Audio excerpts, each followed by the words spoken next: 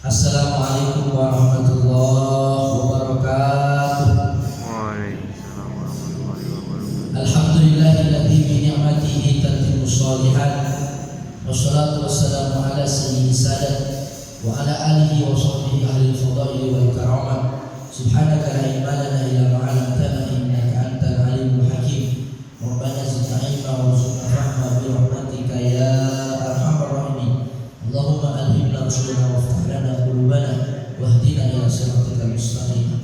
Hadirin hadirat muslimin muslimat, bersyukur kehadirat Allah dengan sama-sama mengucapkan alhamdulillahirabbil alamin. Bersalawat kepada Rasulullah habibana wa nabiyyana Muhammad sallallahu alaihi wasallam. Allahumma shalli ala Muhammadin wa ala alihi wa sahbihi ajma'in. Hadirin hadirat bapak-bapak ibu-ibu, para tokoh masyarakat, alim ulama, para sesepuh jemaah ibu kami, dan ada remaja, para pemuda, semua yang hadir, merupakan tema pamungkas dari 5 tema yang menjadi studi pengantar ilmu Al-Quran. Tema itu adalah Tarikhul Quran, sejarah Al-Quran. Tema ini kami bagi menjadi 2. Yang pertama adalah sejarah pemeliharaan Al-Quran dari wahyu sampai kompilasi. Insya Allah akan kita selesaikan pada malam ini. Kemudian bagian yang kedua adalah Mushaf Uthmani, penulisan, pencetakan sampai dengan penerjemahan. Insyaallah. Sejarah pemeliharaan Al-Quran dari wahyu sampai kompilasi atau sampai pengumpulan.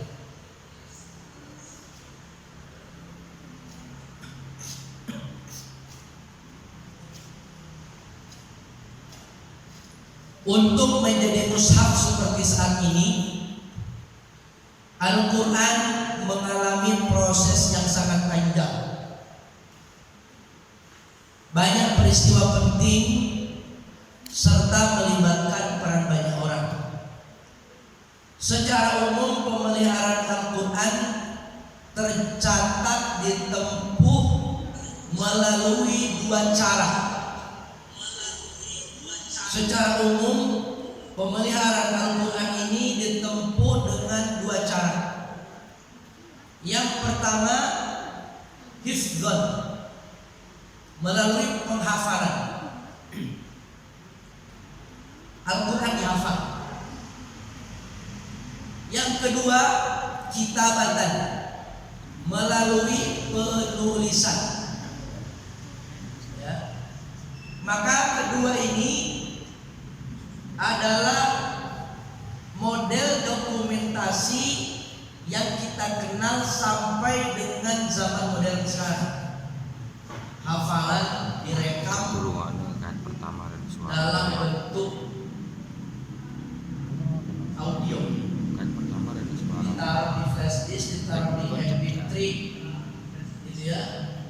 Nanti mungkin bisa disebarkan di kopi gitu, nanti bisa disimpan di media sosial, YouTube, bisa di-share WA dan seterusnya. Itu gambaran hafalan.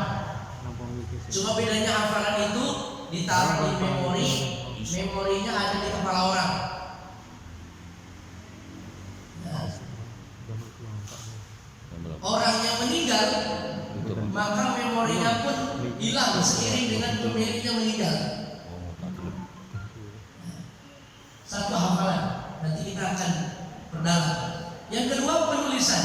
Penulisan ini yang kita sebut dengan hari ini dokumentasi, ya, dalam bentuk catatan. Catatan ini punya peran yang signifikan karena boleh jadi kalau hafalan boleh jadi orang lupa, Tapi catatan selama dia ada, selama dia eksis, dia tidak akan hilang. Dia tidak ada cerita hafalan lupa. Ya. Kecuali memang ada yang menghapus, ada yang berubah. Ini. Kemudian kita akan coba perdalam satu persatu pemeliharaan melalui hafalan. Pada masa permulaan Islam, sangat sedikit masyarakat Arab yang mempunyai kepandaian membaca dan menulis. Ya, maka kita tahu Nabi SAW adalah seorang yang ummi. Bahkan yang ummi itu bukan Nabi saja, tapi masyarakat secara umum, bangsa Arab itu adalah orang-orang yang ummi. Artinya tidak banyak yang pandai membaca dan menulis. Jadi bukan Nabi saja. Disebutkan dalam ayat alladzi ba'atsa fil ummiyina rasulan. Allah yang telah mengutus kepada kaum yang ummi seorang rasul, yaitu Nabi Muhammad sallallahu alaihi wasallam. Jadi dikatakan orang-orang Arab itu adalah orang yang ummi karena tidak memiliki skill membaca dan menulis. Walaupun orang Arab tidak bisa baca dan menulis, mereka dikaruniai kekuatan daya ingat yang luar biasa. Maka melalui hafalan inilah Rasulullah mengajarkan Al-Quran kepada para sahabat. Ya. Disebutkan setiap kali Jibril datang membawa wahyu Al-Quran, ya, itu melalui hafalan. Jadi gambarannya Jibril menyampaikan Al-Quran itu melalui hafalan. Dalam bahasa ulama, bitoriqis syafahi, bitoriqit talaqi wal musyafah. Face to face ketemu, kemudian lisan ketemu lisan. Jadi bacaan bismillah itu gini. Ya. Huruf itu, makhrajul huruf itu gini. Bacaan kata tertentu itu gini. Jadi semacam orang membaca kemudian menirukan. Ya. Seperti seorang ibu yang mengajarkan anaknya bacaan Quran atau doa-doa menjelang tidur. Di sini ada mana Umar? Ini Umar. Mana? Atau yang kecil. Suruh baca doa mau makan, mesti hafal. Allahumma barik lana fima razaqtana wa qina azabannar. Anak kecil hafal, mungkin bapaknya nggak hafal. Kalau ditanya dari mana dia bisa, apakah dia membaca sendiri atau membaca atau menulis? Bukan, tapi karena dibacakan oleh maknya, dibacakan bahkan oleh anak, tidak dihafalkan tapi diulang-ulang. Hal ini namanya tikrar, ya, dia mendengar diulang-ulang, ya, dengan sendirinya hafal. Tapi kalau Nabi memang dia membaca, apa dia mendengarkan begitu, kemudian dia mengikuti, dihafal. Selain memang bahasa Arab yang dimiliki itu menjadi pemahaman tersendiri dengan Al-Quran, sehingga yang dihafal itu adalah sesuatu yang difahami. Ya. Beginilah cara Jibril menyampaikan Quran kepada Nabi SAW. Maka Nabi SAW hafal Quran. Setiap wahyu datang, Nabi mengikuti, lalu kemudian Nabi hafal. Maka ada cerita Nabi cepat-cepat, ya, membaca Quran karena saking semangatnya. Lalu kemudian ditegur, la tuharrik lisanaka lita'jala bihi. Jangan kau baca cepat-cepat demi untuk ingin menguasai Quran, tapi pelan-pelan saja, yang tartil saja. Karena target membaca Quran itu bukan cepatnya, ya, fasenya, ya, setiap hurufnya bagaimana, apalagi nanti panjang pendeknya, jangan sampai nanti merubah makna. Nah ini ya, kembali Jibril mengajarkan Nabi dengan lisan yang menunjukkan Jibril mengajarkan Nabi dengan metode hafal. Dengan cara itu pula lah Nabi menyuruh para sahabat untuk ikut menghafalkan. Ketika Nabi dapat wahyu, lalu Nabi berdiri di atas mimbar atau Nabi dikelilingi oleh sahabat.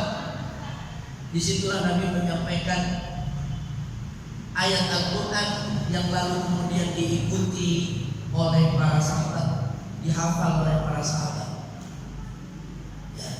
Nabi menggunakan masjid sebagai basis pengajaran Al-Quran. Di masjid sering terdengar gemuruh suara membaca Quran. Jadi basisnya adalah masjid. Maka dalam ada cerita, ada orang membaca Quran keras, di saat yang sama ada yang sholat.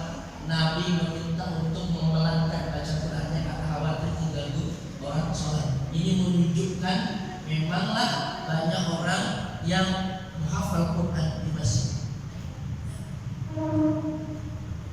Bila ada orang yang masuk Islam, Nabi menyerahkan tanggung jawab kepada kader sahabat untuk mengajarinya Al-Quran. Ini yang disebut dengan kaderisasi. Maka dibuatlah halaqah-halaqah. Ya, setiap halaqah ada ketua kelompoknya. Apabila nanti ada anggota baru, ya, mulai mereka dari bacaan-bacaan yang pendek, yang praktis-praktis, ya, disebutkan seperti membaca surat-surat untuk keperluan praktis seperti sholat. Surat Al-Fatihah itu segera dihafalkan karena akan dipakai untuk sholat. Ya, ayat-ayat pendek, ya, itu untuk keperluan sholat. Maka orang-orang menghafal surat-surat untuk kepentingan yang praktis. Kegiatan menghafal Quran ini terus berlanjut secara berantai dari generasi ke generasi sampai saat ini berjuta orang yang telah hafal Al-Quran. Dari sejak Nabi pertama kali wahyu turun sampai hari ini 14 abad lamanya. Dari yang hafal 30 juz sampai yang hafal juz 30. Ustaz kami gak pakai juz-juz, pokoknya juz Al-Quran sudah mulai. Ya.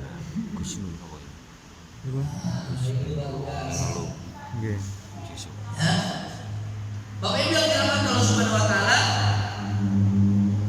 disebutkan Nabi belum menemui ajalnya sebelum Al-Quran dihafal dan tertanam di dada para sahabat. Jadi Nabi tidak meninggal dunia sebelum Al-Quran selesai. Al-Quran tertanam di dalam dada para sahabat. Para ulama menggunakan kata dada, bukan kata kepala, karena memang hati ya, yang disasar itu bukan ya, ingatan di kepala, tapi ingatan yang ada di dalam hati. Kalau saya tanya, ini yang sudah berkeluarga, ya, yang suami-suaminya ada nih, dan istrinya yang dari istrinya nggak ikut, Mas Puji, ingat istri, ingat, otomatis waris rumah gimana istrimu? Itu mana di hati, kan? Mana istrimu? Coba ingat-ingat wajahnya. Aduh lupa lagi wajah. Sama seperti ibu kita. Ya, sebagian dari ibu kita mungkin sudah wafat. Ya, tidak sulit kita mencari dia dalam memori kita, walaupun dia sudah lama. Wajahnya tidak kita pandang, fotonya pun entah masih ada atau tidak, tapi wajahnya seperti kita melihat. Artinya betapa lengket memori itu dan seolah-olah itu ada di dalam hati kita, di dalam dada kita. Seperti itulah Al-Quran berada di dalam dada para sahabat. Dan Nabi SAW belum boleh meninggal dunia sebelum Al-Quran terpelihara di dalam dada para sahabat. Disebutkan malaikat Jibril mengulang bacaan Nabi setahun sekali, yaitu ketika iktikaf bulan Ramadan 10 hari Ramadan. Jibril datang spesial dalam rangka mengetes Quran setiap bulan Ramadan. Ya. Bahkan di tahun menjelang wafatnya Nabi, di tahun yang ke-10 Hijriah bulan Ramadan, Jibril datang lebih lebih intens, dan Nabi melakukan iktikaf 20 hari di bulan Ramadan tahun tersebut. Maka setelah itu Nabi SAW kembali ke hadirat Allah Subhanahu Wa Taala dalam keadaan Al-Quran telah terpelihara di dalam hafalan, di dalam dada para sahabat.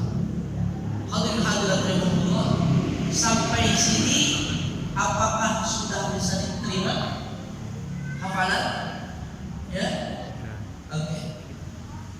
Jadi teman-teman, beberapa tahun lalu ada Al-Quran yang sampai ke Indonesia di Tanjung Priok, ya, beberapa kontainer, dan setelah diteliti, setelah diperiksa, ada beberapa kesalahan. Sehingga disimpulkan bahwasanya Al-Quran itu adalah Al-Quran yang palsu, ya, bukan keteledoran, tapi disinyalir itu adalah kesengajaan. Ada orang, ada oknum yang menyelipkan kesalahan dalam Al-Quran, ya, dan mampu dideteksi oleh siapa? Oleh orang yang hafal Quran. Maka di MUI itu ada orang yang pentashih Quran, tashih ketika mencetak, juga tashih Al-Quran tertentu dalam cetakan tertentu. Ini sudah betul atau tidak? Dengan hafalan bisa dideteksi. Jadi inilah Allah membuat skenario ini. Ternyata Al-Quran itu adalah kitab suci yang bisa dihafal, bahkan mudah untuk dihafal. Disebutkan gimana? Gimana ayatnya? Walaqad yassarnal Qur'ana lizikri fahal min mudzakir. Sungguh kami telah memudahkan Al-Quran itu untuk dihafal. Adakah orang yang mau menghafalnya? Gitu.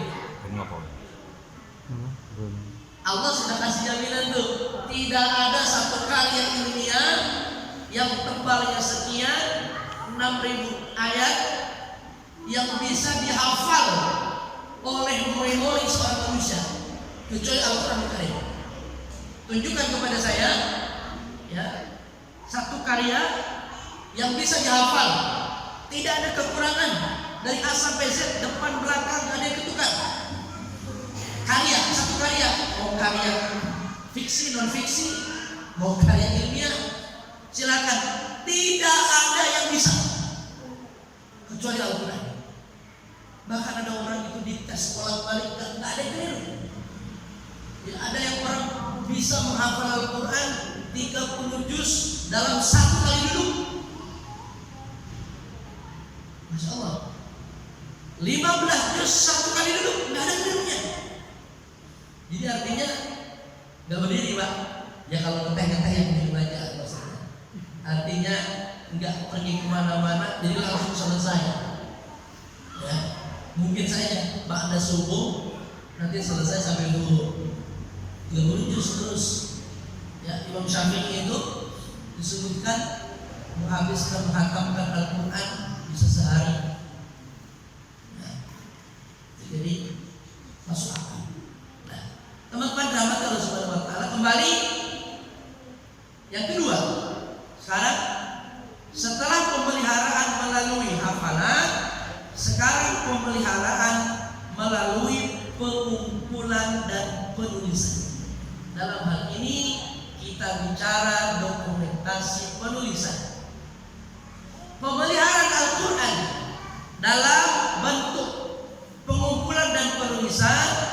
prosesnya mengalami 3 periode. Teman-teman, kalau hafalan, saya ulangi, sejak pertama kali turun wahyu, dihafal oleh Nabi, dihafal oleh sahabat, diikuti oleh generasi setelahnya, terus setelahnya sampai hari ini berlanjut sampai hari kiamat. Kecuali nanti hari kiamat tidak ada lagi orang membaca Quran. Tanda-tanda kiamat itu tidak ada orang yang mengatakan Allah, Allah, Allah. Kalau orangnya masih ngaji berarti kiamat masih jauh. Kalau masih banyak suara yang mengumandangkan azan, berarti kiamat masih lumayan. Ada harapan. Ada harapan. Hafalan terus. Tapi untuk tulisan ini terbatas. Hanya dibagi ke dalam tiga periode. Pertama, periode Rasulullah masih hidup. Yang kedua, periode Abu Bakar As-Siddiq. Yang ketiga, periode Utsman bin Affan. Umar enggak otak-atik Quran. Ali juga tidak. Ya. Yang terakhir itu adalah Utsman bin Affan. Maka nanti kita kenal dengan istilah Mushaf Utsman. Karena orang yang menuliskan Al-Quran terakhir itu adalah Utsman bin Affan. Kita masuk bagaimana perkembangan penulisan di masa Rasulullah SAW. Pemeliharaan Al-Quran di masa Rasulullah selain melalui penghafalan, ya, juga melalui penulisan setiap ayat-ayat yang diturunkan. Ilustrasinya begini, Rasulullah itu punya para penulis wahyu. Dalam bahasa sekarang, sekretaris wahyu. Ya, ulama menyebut katibul wahyi. Ya, penulis Al-Quran. Minimalnya ada 40 orang penulis wahyu. Menurut Mustafa Azam, ya, ada buku, ya, judulnya Tarikhul Quran.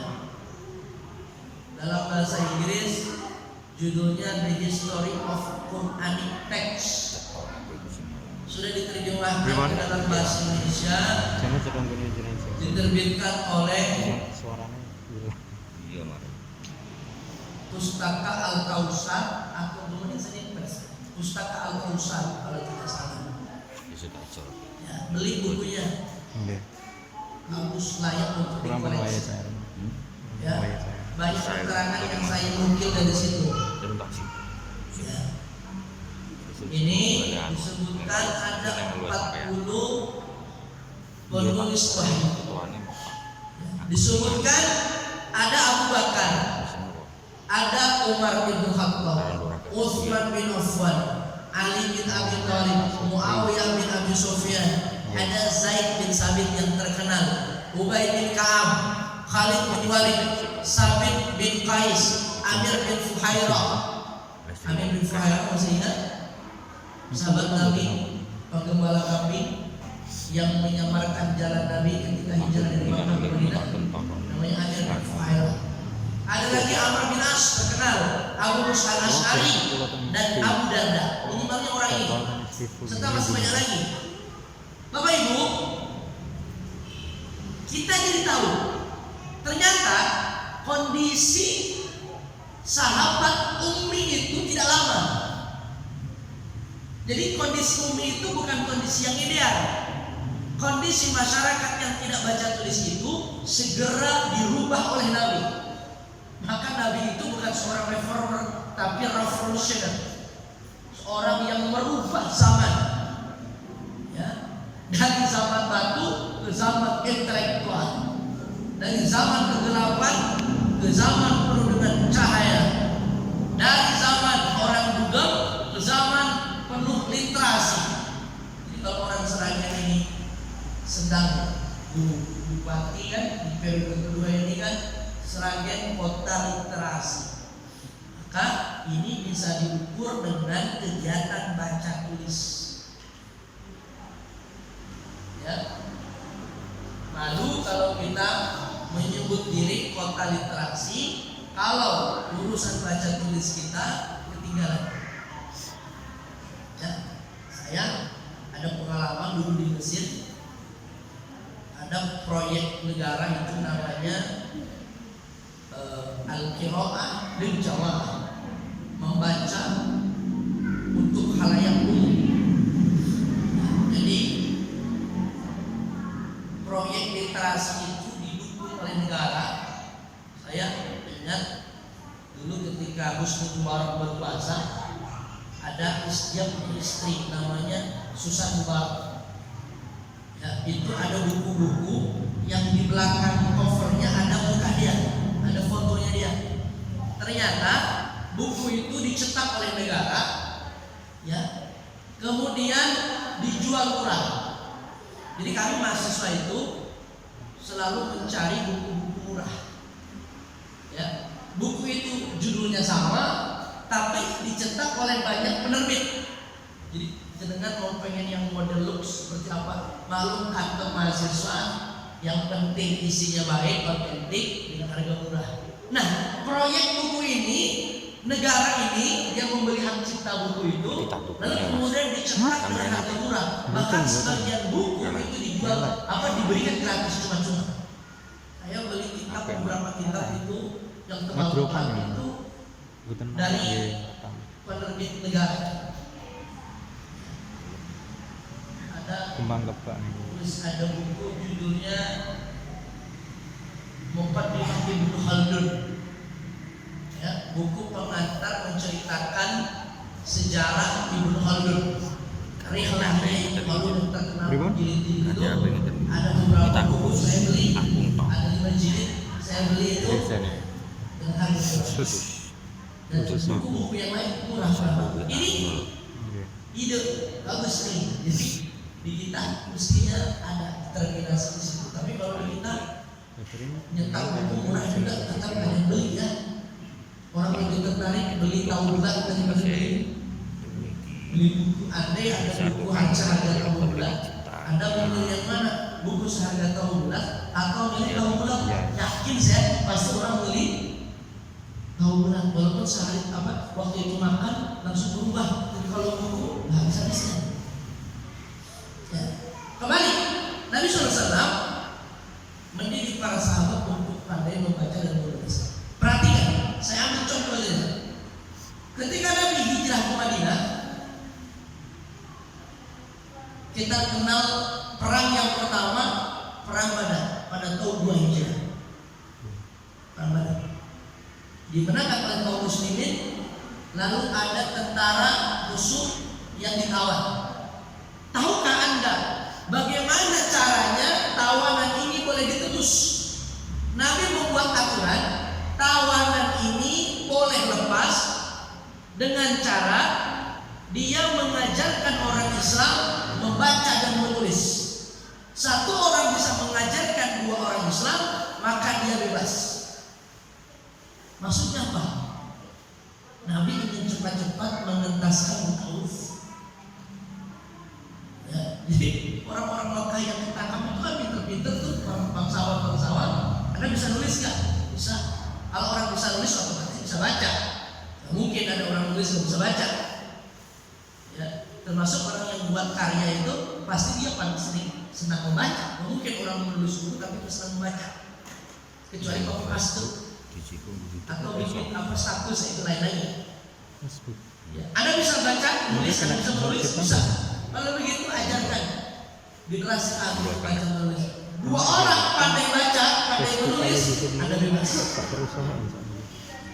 Masya Allah. Ditulis dalam sejarah militer dunia sampai hari ini tidak ada dalam sejarah militer manapun di atas muka bumi ini yang memperlakukan tawanan perang menjadi guru kecuali yang dilakukan oleh Muhammad kepada tawanan perang. Terjadi dalam perang Badar. Maka jangan heran tidak lama setelah itu muncullah banyak orang-orang yang terdidik, ya, kaum intelektual di kalangan para sahabat. Jadi kegiatan baca tulis segera menjadi tren masa itu. Masya Allah. Ustaz, bagaimana dengan status Nabi Muhammad sampai akhir hayatnya? Dia tetap ummi. Kenapa demikian? Ada hikmah. Selama ini orang-orang menuduh kalau Quran itu karangan Muhammad.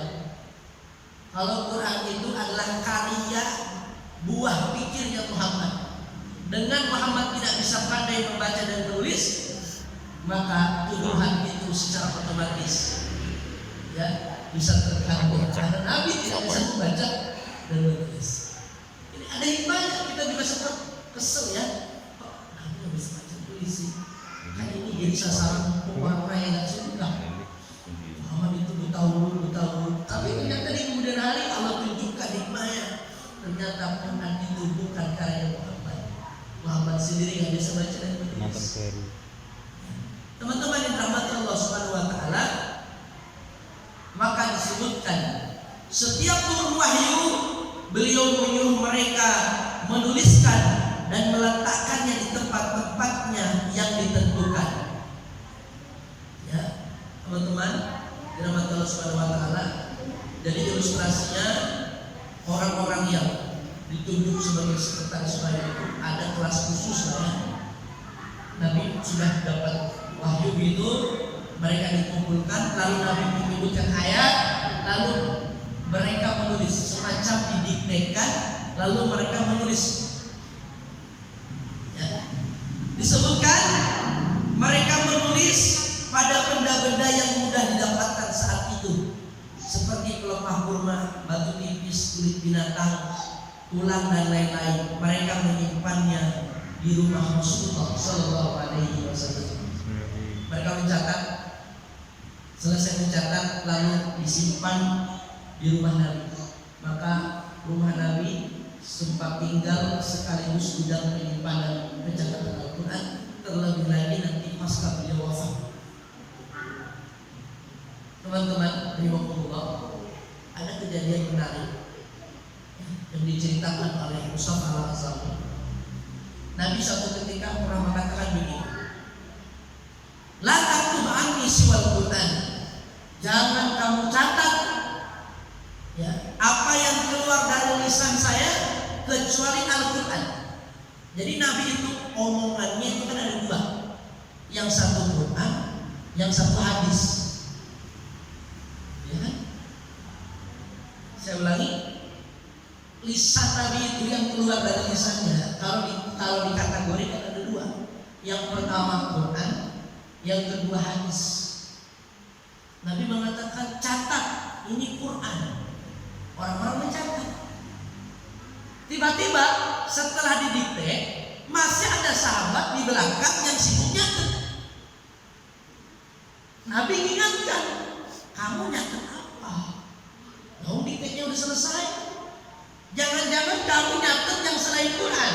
Apa itu hadis? Atau kamu nyatet syair? Atau kamu nyatet lirik lagu campur sari?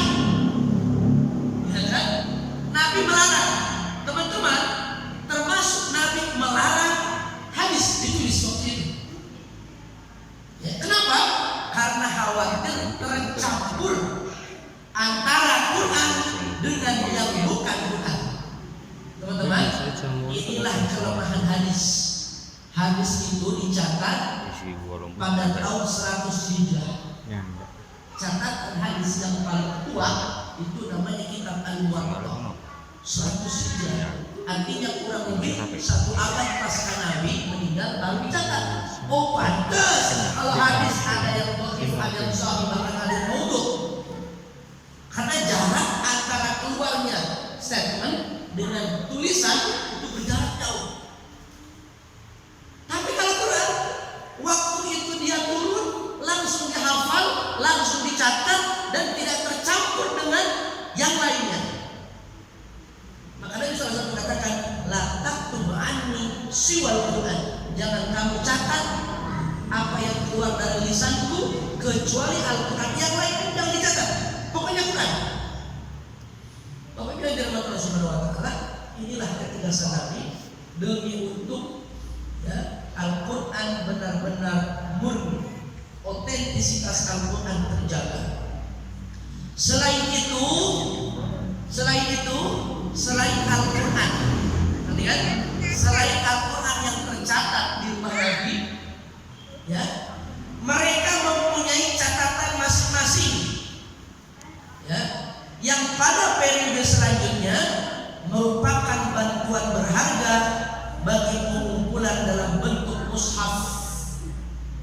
Jadi teman-teman, selain catatan resmi yang ada di rumah Nabi, para pencatat itu juga punya catatan sendiri-sendiri di buku agendanya masing-masing. Kalau kita begitu ya, di apa namanya? Binder.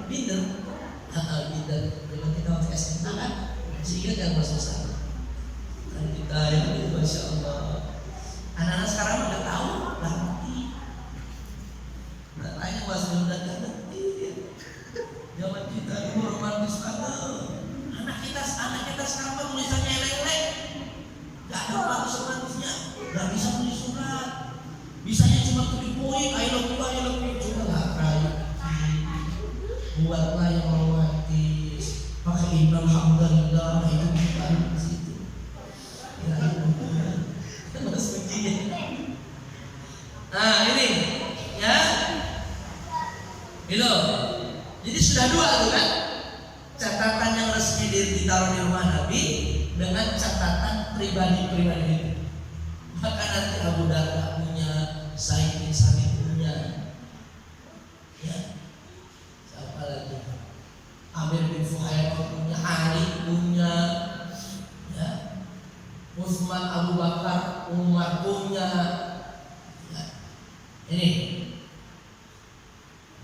disebutkan pengumpulan Al-Quran telah selesai di masa Rasulullah masih hidup, namun masih terbatas pada penulisan ayat yang turun, walau masih terpisah-pisah.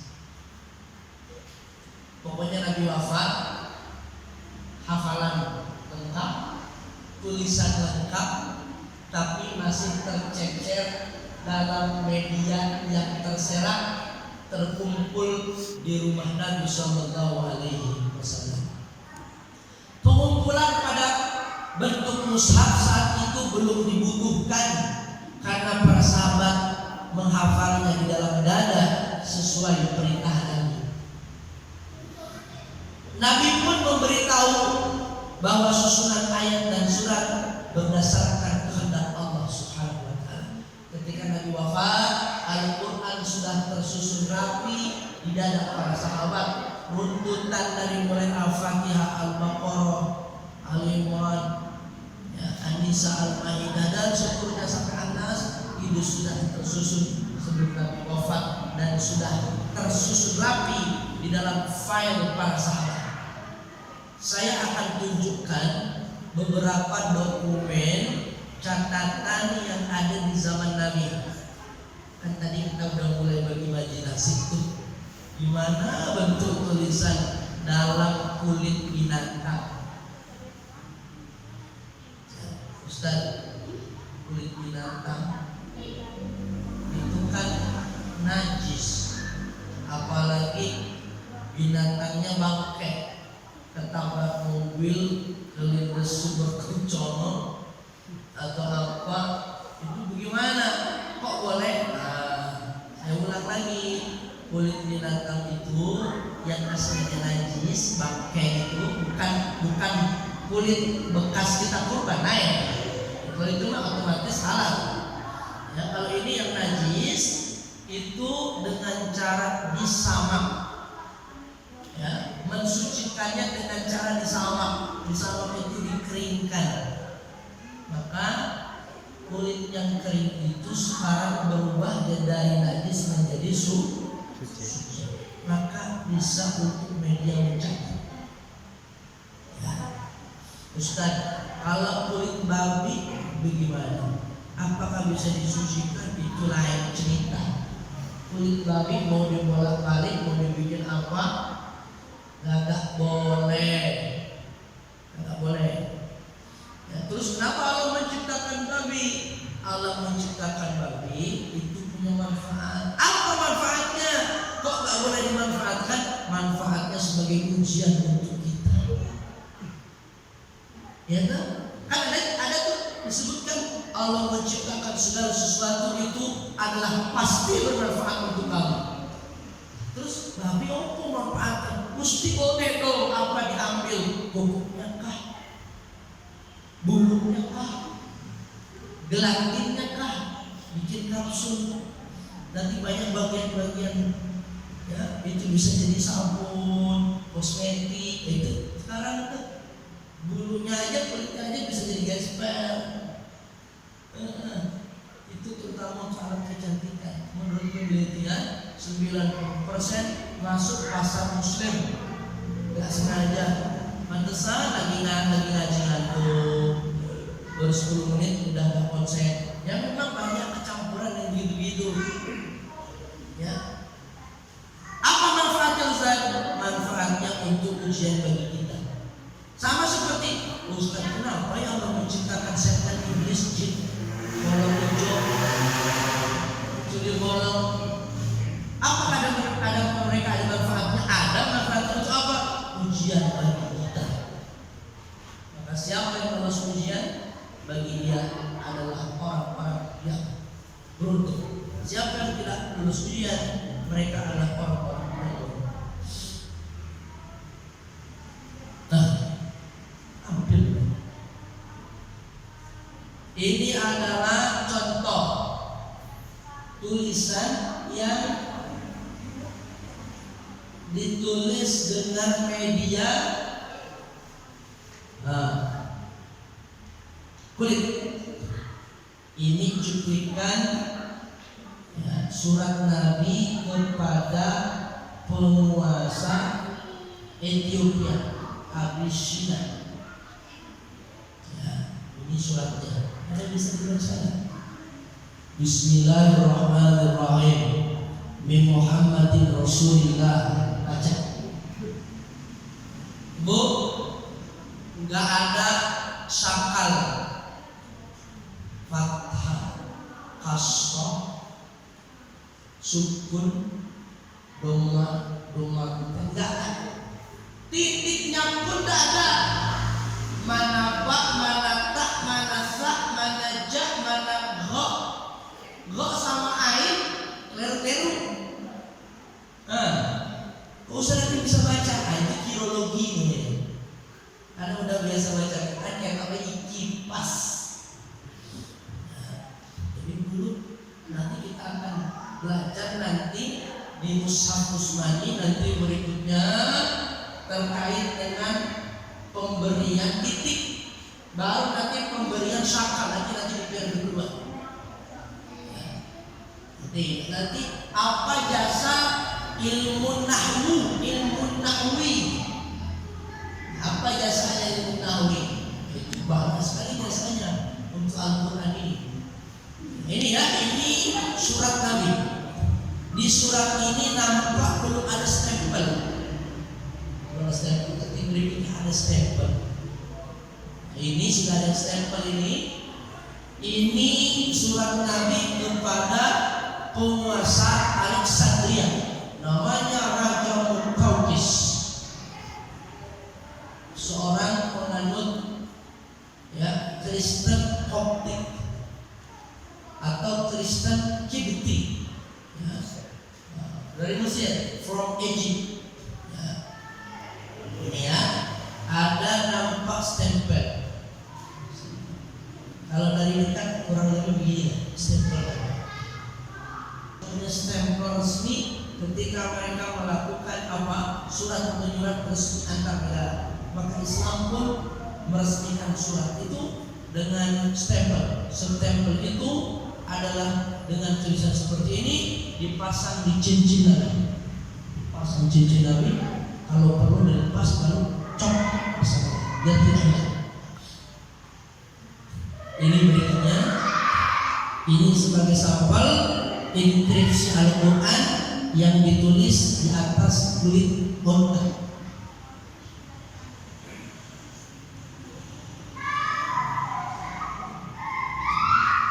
Pas lebih seperempat. Baik, ini ya. Nah, bagus ya.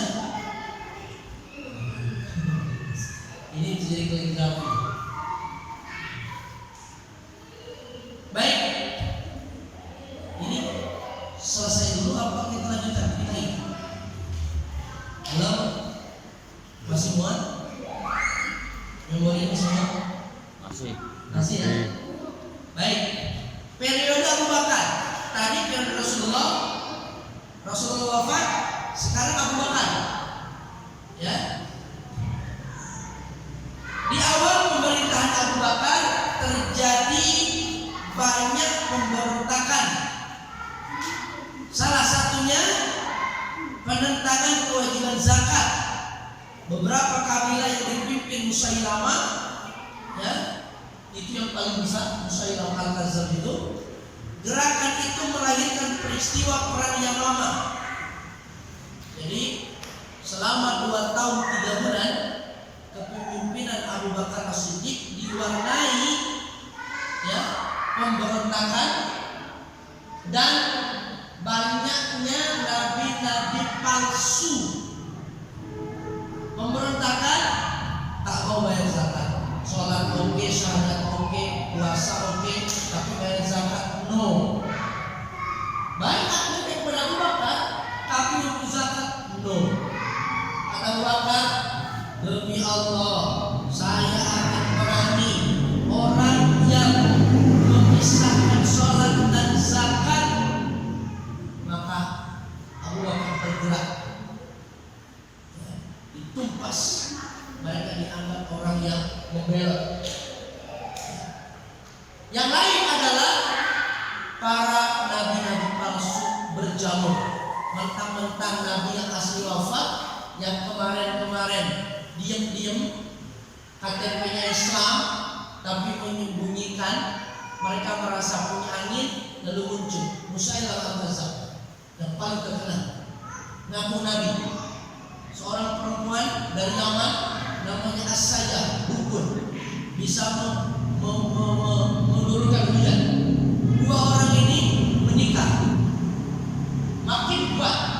Ada riwayat mengatakan mereka disokong minimal oleh 40.000 tentara. Maka terjadi perang Yamamah. Kaum muslimin berada di luar benteng, sedangkan musuh berada di dalam benteng, di atas benteng. Itu yang menyebabkan kaum muslimin kesulitan. Namun berkat kegigihan kaum muslimin bisa menaklukkan Yamamah, namun membawa korban 70 sahabat penghafal Quran. Bisa dibayangkan, satu pertempuran meninggal dunia 70 hufazul Quran. Di masjid ini yang hafal Quran paling masjidnya. Iki 70 berani disensus sak seragen berapa orang yang hafal Quran. Ya. Peristiwa ini mendorong Umar bin Khattab mengusulkan kepada khalifah supaya segera mengumpulkan Al-Quran dalam satu master volume, dalam satu mushaf. Beliau khawatir mushaf hilang seiring berkurangnya para hafazul Quran. Satu perang saja 70. Bagaimana dengan pertempuran yang akan datang? Belum lagi dengan para sahabat yang seiring berjalannya waktu meninggal dunia karena sakit, ya, atau karena yang lainnya. Umar didorong kepada khalifah untuk membuat satu kebijakan, yaitu mengumpulkan Al-Quran dalam satu mushaf. Pada mulanya khalifah menolak ide Umar itu. Kenapa?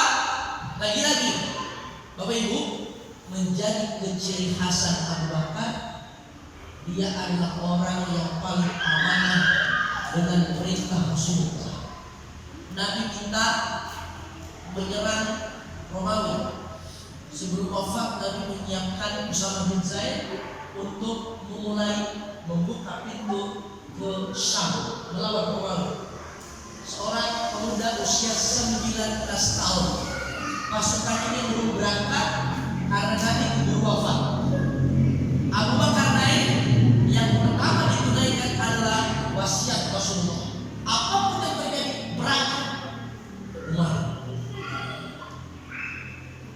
Termasuk masalah Al-Quran ini, Abu Bakar melihat Nabi tak pernah memerintahkan kita untuk mencatat Quran, mengumpulkan Quran dalam bentuk satu buku, dalam bentuk satu masterfile. Maka Abu Bakar tak berani. Sampailah Abu Bakar didesak, kemudian beliau beristihara hatta syarah fi sadri Abu Bakar, sampai Allah melapangkan dada Abu Bakar sehingga menerima ide dari para umat. Wallahi wa khair. Demi Allah, ide penyatuan Al-Quran itu baik, maslahat. Bisa dibayangkan bagaimana kondisi anak cucu kita di belakang hari tak kebagian Quran, sedangkan bapak-bapaknya telah wafat. Masya Allah. Maka melalui pertimbangan itulah, maka Abu Bakar As-Siddiq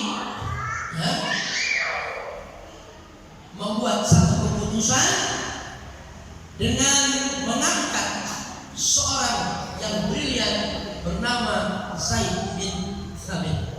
Maka dibuatlah semacam kepres keputusan presiden, nanti berisi tentang nama-nama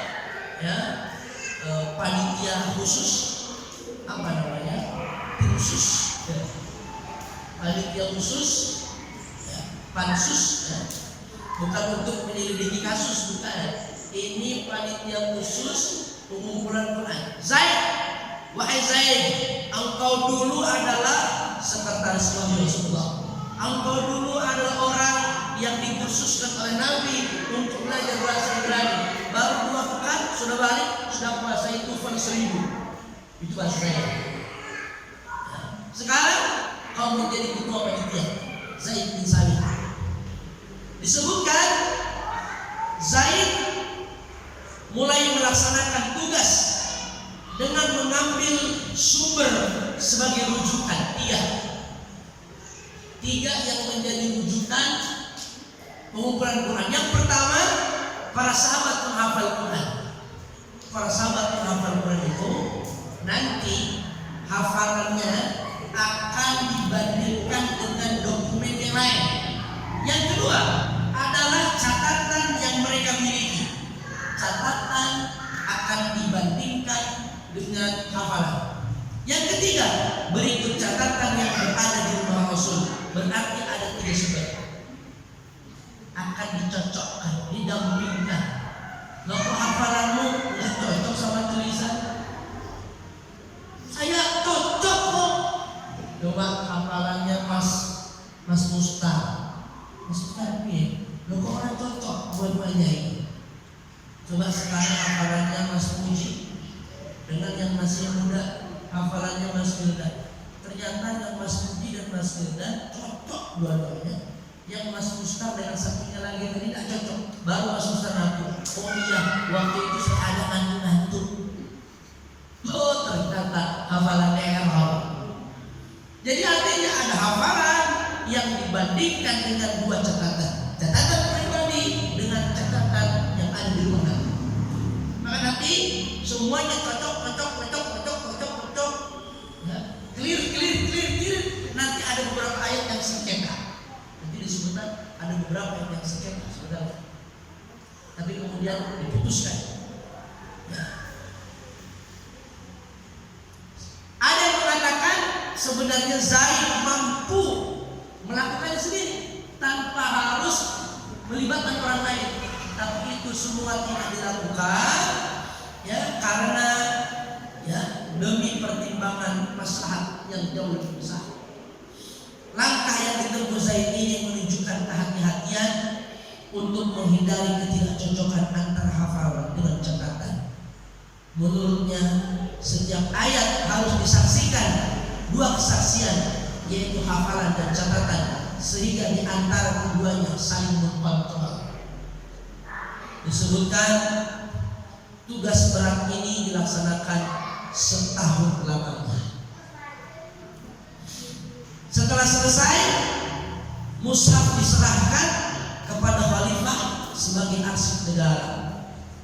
Ya, Bapak Ibu, maka hasil kerja panitia ini sekarang menjadi dokumen negara yang menjamin keberlangsungan Al-Quran. Kalaupun banyak hafid nanti yang meninggal, tapi sudah ada master file.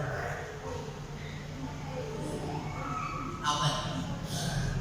Siapa mereka yang berjasa? Ya. Siapa mereka yang berjasa? Mereka yang berjasa adalah Abu Bakar yang membuat kebijakan, kemudian Umar yang memberikan izin, kemudian Zaid bin Sabit sebagai eksekutor. Termasuk nanti ada beberapa sahabat yang menjadi tim publikasi. Disebutkan semacam Bilal bin Abi Rabah. Dia umumkan, dia keliling ke pasar-pasar. Wahai kaum muslimin, pengumpulan Quran sudah sampai Ali Imran. Yang punya catatan, yang mau berbagi datang ke masjid. Sekarang pada zuhur disediakan kopi. Konsumsi mas. Ya. Jadi ini, Akhirul Hadirat rahimahullah, usaha pengumpulan PMU ini melibatkan banyak orang tadi yang saya sebutkan. Nampaknya malam ini harus kita cukupkan dulu. Selain panjenengan mulai tikut, saya juga mulai ada benar-benar. Kita masih menyisakan periode Utsman bin Affan. Rasul sudah, Abu Bakar sudah, masuk di zaman periode Utsman. Di zaman periode Utsman ini nanti ada pengumpulan Quran model kedua. Nanti kita akan tahu kekuasaan kaum muslimin sudah membentang, ya, keluar dari Jazirah Arab. Mesir sudah ditaklukkan, Syam sudah ditaklukkan, ya. Nanti masuk ke Libya, terus naik, terus nanti Yaman mulai turun ke bawah ke Afrika, tanduk Afrika, Somalia naik, nanti nyebrang sampai ke Cina, India, Cina. Nanti yang ke atas ini nanti terus naik lagi nyebrang, ya, sampailah nanti di Selat Gibraltar, Jabal Torik, nyebrang ke Spanyol. Spanyol nanti naik lagi ke mana? Ada Portugal, Prancis. Nanti di zaman Muawiyah hampir masuk di daerah perbatasan dengan Prancis. Nanti lagi dari Irak nanti ke atas, nanti ada negara-negara Rusia. Terus nanti, maka kaum muslimin yang berada di front tempur, yang mereka adalah para relawan-relawan, para mujahid-mujahid yang berasal dari Sragen, berasal dari Jawa Barat Cianjur, yang berasal dari Afrika, yang berasal dari Persia, yang berasal dari Arab, tumplek satu kemah. Ketika waktu maghrib, mereka buka catatan sendiri, mereka buka memori sendiri, ngaji seperti lebah. Satu sama lain bacaannya beda-beda. Kalau tentara ribut, gontok-gontokan, bahaya Pak. Yang dipegang golok, yang dipegang AK-47, 16.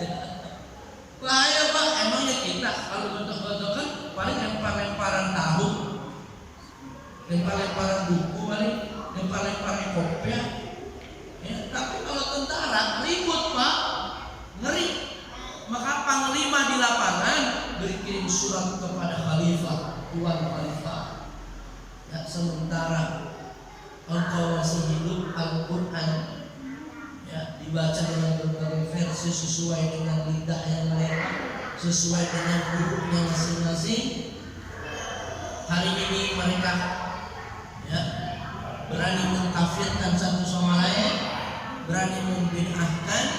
Bagaimana generasi berikutnya? Maka perlu ada kebijakan khusus. Maka nanti Utsman bin Affan membuat kebijakan khusus yang jauh lebih dahsyat daripada sebelumnya. Ternyata Zaid bin Sabit masih ini akan kita lanjutkan pada pertemuan yang akan datang. Kami insya insya Bapak Ibu hadirin hadirat rahimahullah, barangkali ini yang dapat kami sampaikan mudah-mudahan bermanfaat. Kita tutup. Ada pertanyaan Pak Aidon? Bagus Pak Aidon. Any question Pak Aidon? Any question? Baik, kita kangen dengan pertanyaan-pertanyaan. Biasanya fikih ya Pak Aidon ya kalau bertanya ya. Ini kan kita coba insyaallah. Oke. Terima kasih. Baik, kita sama-sama berdoa kepada Allah Subhanahu wa taala. Allahumma shalli ala Muhammadin wa ala alihi wa sahbihi ajma'in. Allahumma inna nas'aluka ilman nafi'an wa amalan mutaqabbalan wa rizqan tayyiban. Allahumma inna nas'aluka salamatan fid din wa afiyatan fil jasad wa ziyadatan fil ilmi wa barakatan fil rizq. Taubatan qabla al-maut wa tamyidan Allahumma hawwin 'alaina fi syarratina wa qina jannatan as-salam wa rafa'na al-hisab wa najatan minan nar. Allahumma la sahla illa ma ja'altahu sahlan wa anta taj'alul hazna idha shi'ta sahlan. Allahumma salli ala Muhammad wa walidayna ulama'ina wa umara'ina wa jami'il muslimina wal muslimat. Allahumma ansur ikhwanana wal muslimin fi Palestin, fi Suriah, fi Irak, في ويغور، في كشمير، في إنديا، في كل مكان وفي كل زمان. اللهم ارفع عنا البلاء والوباء من بلدنا هذا إندونيسيا خاصة ومن بلدان المسلمين عامة إنك على كل شيء قدير. ربنا هب لنا من أزواجنا وذرياتنا قرة أعين واجعلنا للمتقين إماما. ربنا آتنا في الدنيا حسنة وفي الآخرة حسنة وقنا عذاب النار. سبحانك اللهم وبحمدك